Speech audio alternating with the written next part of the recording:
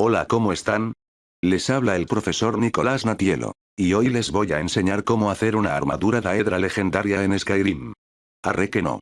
El chabón flasheaba tutorial gamer. XD. ¡No! En serio, hoy vamos a ver la literatura épica. Empecemos de una vez. La épica es uno de los géneros literarios más importantes en la historia de la humanidad. Y se trata de uno de los primeros géneros que se usaron para contar relatos y reflejar la cosmovisión de un pueblo. Se caracteriza por ser un texto o una narración, generalmente en verso, que cuenta las hazañas y aventuras de un héroe que puede ser histórico o mitológico, y ocurre siempre en un entorno bélico. Es decir, que para que un relato sea épico, tiene que cumplir con las siguientes características básicas. Tiene que haber como personaje principal uno o más héroes o heroínas, que luchen en una guerra o vivan aventuras peligrosas y superen pruebas arriesgadas. Pero ¿qué características debe tener un personaje para ser considerado heroico? Un héroe es un personaje distinguido que encarna las mejores cualidades o los comportamientos más valorados en su cultura de origen. En otras palabras, eran seres idealizados que reflejaban lo mejor de una sociedad. Podían ser humanos con habilidades especiales o semidioses con poderes sobrenaturales. Los rasgos más comunes que se repiten en los héroes de distintas épocas son la valentía, la inteligencia, la fuerza, el honor, la bondad y la ética. Otra característica importante de la literatura épica es su intención moral, es decir, enseñarle a una sociedad lo que está bien y lo que está mal. Los héroes generalmente servían como ejemplo de las virtudes que el pueblo debía imitar. Si hacían las cosas bien, eran recompensados y hasta podían recibir los favores divinos. Pero en cambio, si los héroes se equivocaban a la hora de actuar y caían bajo sus defectos, eran castigados severamente, y algunos, los más desafortunados, podían tener un destino trágico e irreparable. Uno de los elementos más destacados del género épico es el legado histórico y cultural que transmiten. Este tipo de narraciones reflejan las tradiciones de un pueblo, su historia, sus costumbres y creencias. Gracias a estos textos podemos conocer un poco más sobre cómo eran las antiguas civilizaciones. Veamos un ejemplo. Supimos que Esparta pelearía. Queremos unirnos a su fuerza. Si están buscando sangre, sean bienvenidos. ¿Llevas un puñado de soldados contra Jerjes? Me equivoqué al pensar que los espartanos eran tantos como nosotros. ¿Eso crees? Tú, dime, ¿cuál es tu profesión? Soy alfarero, señor. ¿Y tú, Arcadiano, cuál es tu profesión? Escultor, señor. Ya veo. ¿Y tú? Carpintero, señor.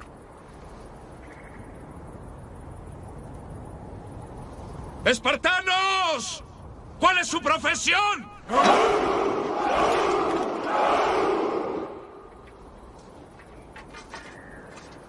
¿Entiendes, amigo? Llevo más soldados que tú. Muchos relatos épicos se basan en hechos reales, y se cree que algunos héroes pueden haber existido históricamente, aunque también estas narraciones se inspiran en historias mitológicas o legendarias.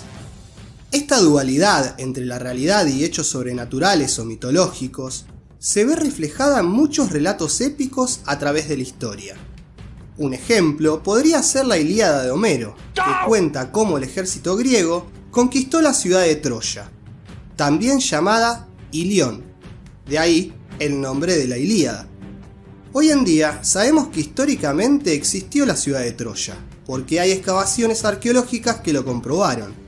Pero en esa obra se introducen elementos fantásticos que adornan el relato y lo hacen más interesante. Por ejemplo, los dioses que aparecen para ayudar a los héroes, o el plan de Odiseo de esconderse en un gran caballo de madera para infiltrarse en la ciudad.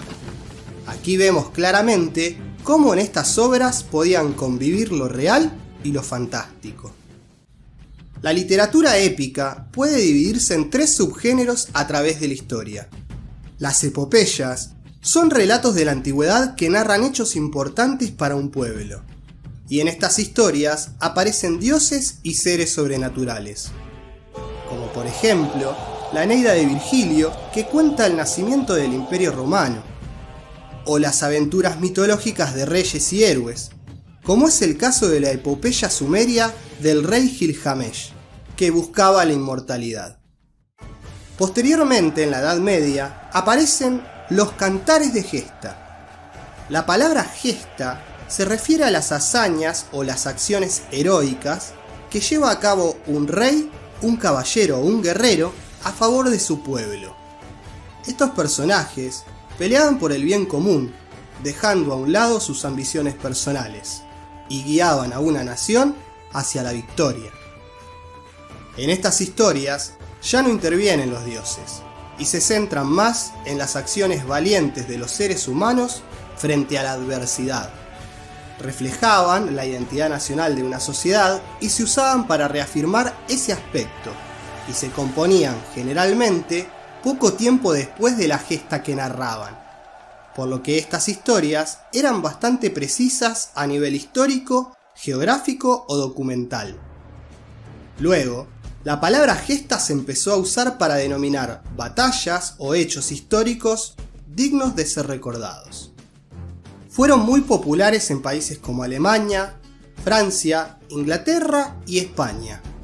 En el caso español, los cantares tenían componentes muy realistas, cosa que no sucedía en otros países, donde las historias se decoraban con elementos mitológicos o más fantásticos.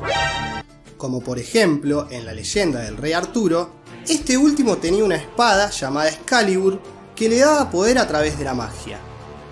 O en las Edas nórdicas, los protagonistas luchan contra dragones y otros seres legendarios.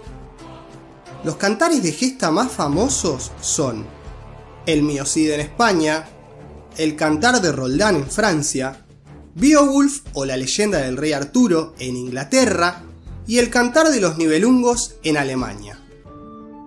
Por último, están los romances, que eran poemas breves, épicos y líricos. Eran derivados de los cantares de gesta, pero estos ya son de carácter más realista, y se centran en la emotividad de los personajes, dando más dramatismo al relato.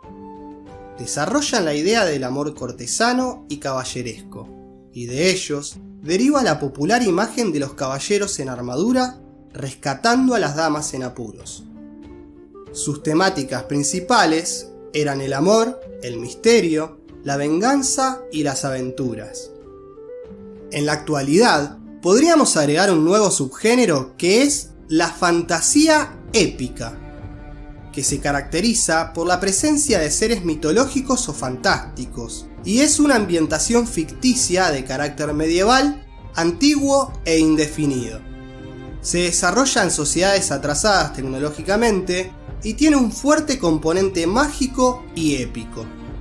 Los ejemplos más famosos de este subgénero serían El Señor de los Anillos de Tolkien, Juego de Tronos de George R.R. Martin y la saga de The Witcher de Andrzej Sapkowski, que narra las aventuras del brujo Geralt of Rivia. De esta manera, llegamos al final de la explicación. Espero que les haya sido de ayuda. Por último, quiero recordarles que no se olviden de suscribirse al canal y darle like al video si les gusta este tipo de contenidos. También pueden escribirme en los comentarios cuál es su historia épica favorita. Hasta la próxima.